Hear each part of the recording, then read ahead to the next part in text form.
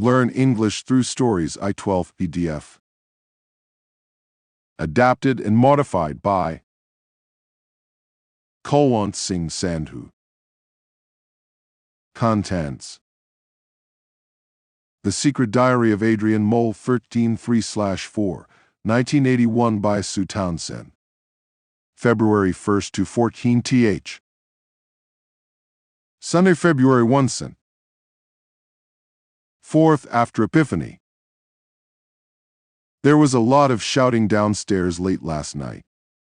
The kitchen waste bin was knocked over and the back door kept being slammed. I wish my parents would be a bit more thoughtful. I have been through an emotional time and I need my sleep. Still, I don't expect them to understand what it is like being in love. They have been married for 14.5 years. Went to Bert Baxter's this afternoon, but thank God he has gone to Skegness with the evergreens. Saber looked out of the living room window. I gave him the sign. I hope he doesn't remember. Monday, February 2 ND. Presentation. Mrs. Lucas is back. I saw her pulling trees and bushes out of the earth and putting them in the back of a van. Then she put all the gardening tools in and drove off. The van had Women's Refuge painted on the side. Imar Lucas came over to our house to talk to my mother. I went down to say hello to him, but he was too upset to notice me. I asked my mother if she would get home early from work tonight. I'm fed up with waiting for my tea. She didn't. Nigel got thrown out of school dinners today for swearing at the toad in the hole. He said it was all bleeding hole and no toad. I think Mrs. Leach was quite right to throw him out after all the first years were present. We third years must set an example. Pandora has got up a petition to protest about the toad in the hole. I will not sign it. It was Good Samaritans today, so I was forced to go round to Bert Baxter's. I have missed the algebra test. Ha! Ha! Ha! Bert gave me a stick of broken Skegness rock and said he was sorry. He rang the school to complain about the hedge clippers. He said he was lonely and wanted to hear a human voice. If I was the loneliest person in the world, I wouldn't phone up our school. I would ring the speaking clock that talks to you every 10 seconds. Tuesday, February 3 RD. My mother has not done any proper housework for days now. All she does is go to work, comfort Mr. Lucas, and read and smoke. The big end has gone on my father's car. I had to show him where to catch a bus into town. A man of 40 not knowing where the bus stop is. My father looked such a scruff bay that I was ashamed to be seen with him. I was glad when the bus came. I shouted through the window that he couldn't sit downstairs and smoke, but he just waved and lit up a cigarette. There is a £50 fine for doing that. If I was in charge of the buses, I would fine smokers £1,000 and make them eat 20 woodbines. My mother is reading The Female Eunuch by Germaine Greer. My mother says it is the sort of book that changes your life. It hasn't changed mine, but I only glanced through it. It is full of dirty words. Wednesday, February 4th. New moon. I had my first funny dream. So my mother was right about the female eunuch. It has changed my life. The spot has got smaller. Thursday, February 5th. My mother has bought some of those overalls that painters and decorators wear. You can see her knickers through them. I hope she doesn't wear them in the street. She is having her ears pierced tomorrow. I think she is turning into a spendthrift. Nigel's mother is a spendthrift. They are always getting letters about having their electricity cut off and all because Nigel's mother buys a pair of high heels every week. I would like to know where the family allowance goes. By rights, it should be mine. I will ask my mother tomorrow. Friday, February 6th. The Queen's Accession, 1952. It is lousy having a working mother. She rushes in with big bags of shopping, cooks the tea, then rushes around tarting herself up. But she is still not doing any tidying up before comforting Mr. Lucas. There has been a slice of bacon between the cooker and the fridge for 3 days to my knowledge. I asked her about my family allowance today. She laughed and said she used it for buying gin and cigarettes. If the social services hear about it, she will get done. Saturday, February 17th. My mother and father have been shouting at each other nonstop for hours. It started because of the bacon down the side of the fridge and carried on into how much my father's car is costing to repair. I went up to my room and put my ABBA records on.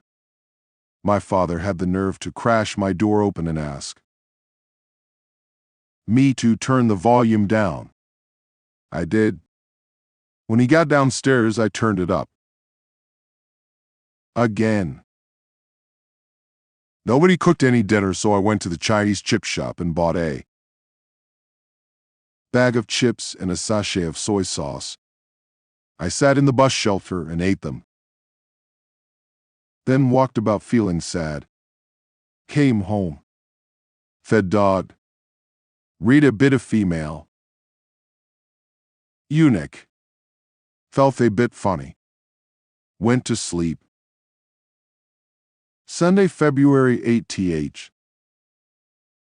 5th after Epiphany. My father came into my bedroom this morning. He said he wanted a chat. He looked at my Kevin Keegan scrapbook, screwed the knob of my wardrobe drawer back on with his Swiss Army knife, and asked me about school. Then he said he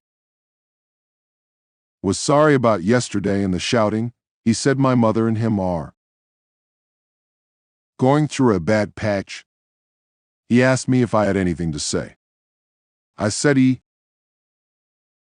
owed me 32 pence for the Chinese chips and soy sauce. He gave me a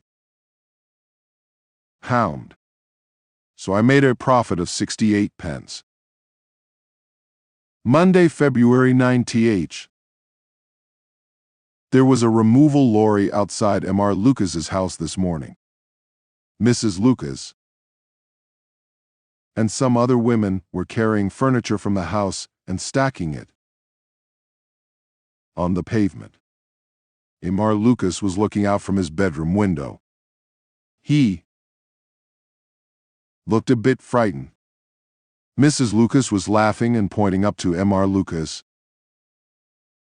And all the other women started laughing and singing, "Why was he born so beautiful?" My mother phoned Imar Lucas up and asked him if he was all right. Imar Lucas said he wasn't going to work today because he had to guard the stereo and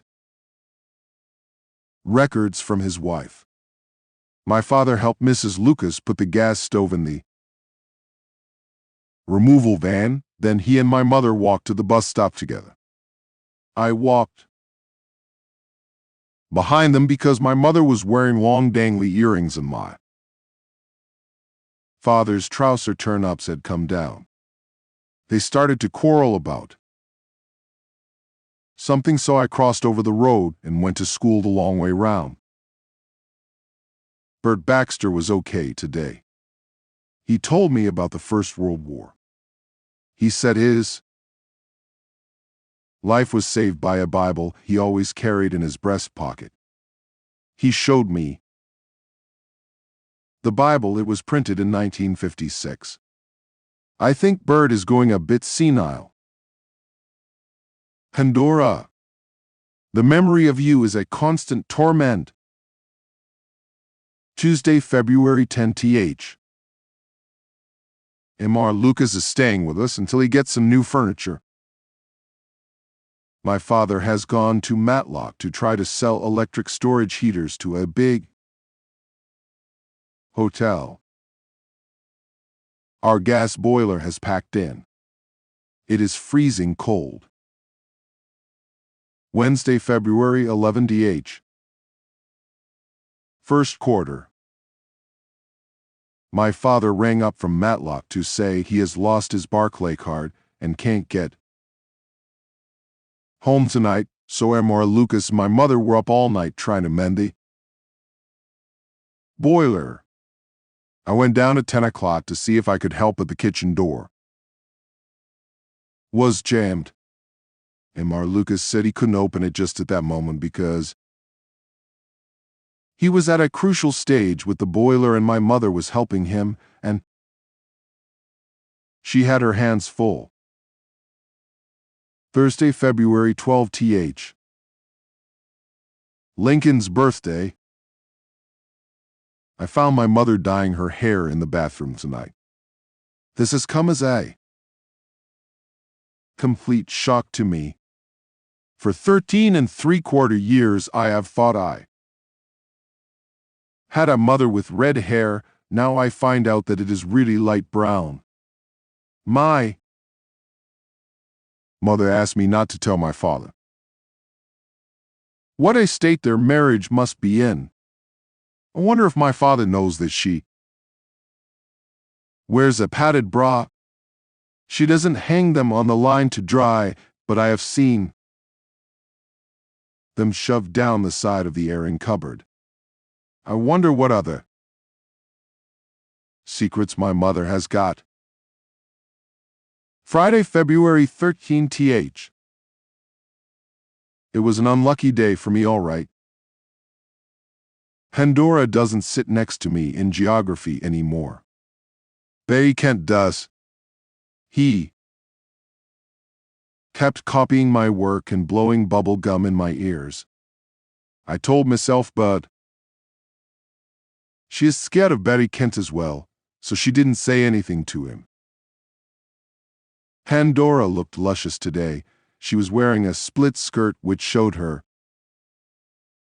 legs. She has got a scab on one of her knees. She was wearing Nigel's football scarf round her wrist, but Miss Elf saw it and told her to take it off. Miss Elf is not scared of Pandora. I have sent her a Valentine's Day card. Pandora, not Miss Elf. Saturday, February 14 th. Sent Valentine's Day. I only got one Valentine's Day card. It was in my mother's handwriting, so it doesn't count. My mother had a massive card delivered. It was so big that a GPO van had to bring it to the door. She went all red when she opened the envelope and saw the card. It was dead good. There was a big satin elephant, holding a bunch of plastic flowers in its trunk and a bubble coming out of its mouth saying, "Hi, honey bun, I ain't never gonna forget you." There was no name written inside, just drawings of hearts with pollen written inside them. My father's card was very small and had a bunch of purple flowers on the front. My father had written on the inside, "Let's try again." Here is the poem I wrote inside Pandora's card. Pandora, I adore ye. I implore ye, don't ignore me. I wrote it left-handed so that she wouldn't know it was from me.